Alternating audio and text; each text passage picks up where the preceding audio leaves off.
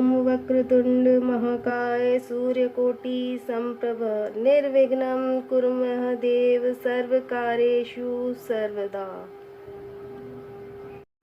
Hello friends, जैसा कि आप सभी जानते हैं गणेश चतुर्थी का पर्व आने वाला है और सभी इसकी तैयारियां पहले से ही शुरू कर देते हैं। परंतु मैं आज आपको इसकी पूजा कैसे की जाती है मैं उसकी विधि बताने जा रही हूं। लेकिन अगर आपने मेरे इस चैनल को अगर सब्सक्राइब नहीं किया है तो प्लीज़ सब्सक्राइब करें, बेल का आइकन को प्रेस करें और मेरा वीडियो का नोटिफिकेशन सबसे पहले प्राप्त करें।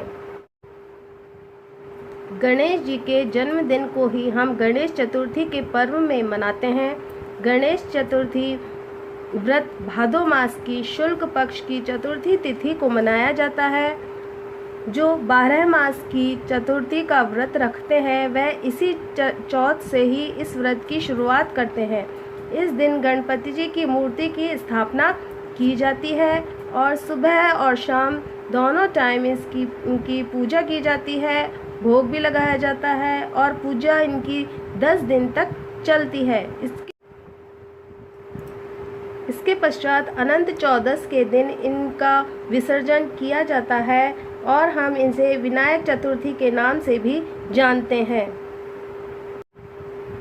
अन्य चतुर्थी पर तो चंद्रमा के दर्शन किए जाते हैं और उन्हें अर्घ्य भी दिया जाता है, परंतु गणेश चतुर्थी पर चंद्रमा के दर्शन नहीं किया जाता।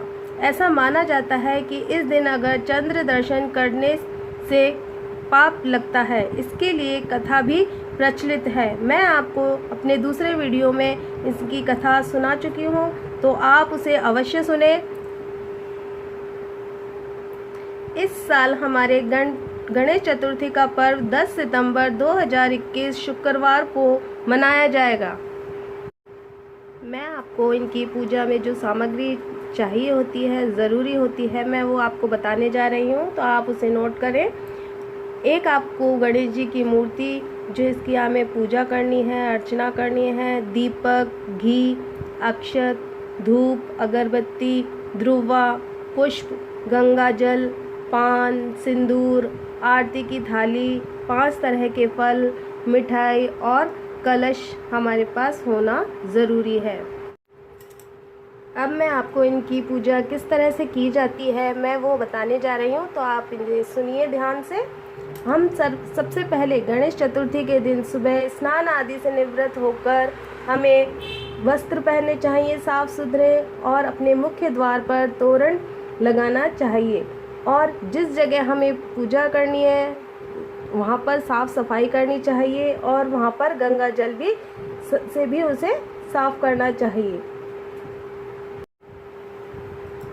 पूजा के स्थान पर सबसे पहले हमें चौकी रखनी चाहिए, उसके ऊपर एक लाल रंग का हमें कपड़ा उस पर बिछाना चाहिए। फिर उसके गणेश जी की मूर्ति रखनी चाहिए और उनके पास में ही कुछ अक्षत रख कर के वहाँ पे हमें कलश स्थापित करना चाहिए और कलश के ऊपर हमें स्वास्तिक बनाना चाहिए।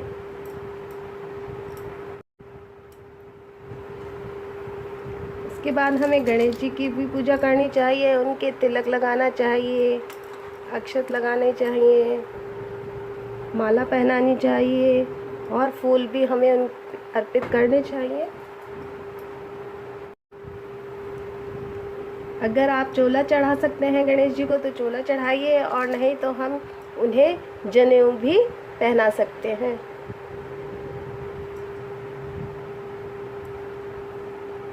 इस दिन बच्चे बहुत प्रसन्न रहते हैं क्योंकि उस दिन उनको डांडिया खेलने को भी मिलता है और वो बहुत ही एंजॉय करते हैं और खुश रहते हैं। इसके बाद हमने भोग लगाना चाहिए, जो हमने प्रसाद के रूप में वहाँ रखा है उनका भोग लगाएं।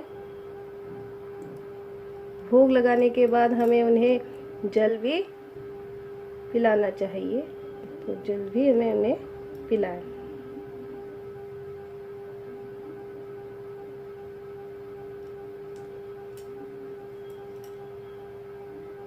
उसके बाद हमें दीप प्रज्वलित करना चाहिए आरती की थाली रखने के लिए और चाहे तो हम उनकी आरती भी बोल सकते हैं गा सकते हैं, बता सकते हैं उन्हें, और उसके बाद हम अपनी पूजा पूरी कर सकते हैं। पूजा इस प्रकार से हम करते हैं।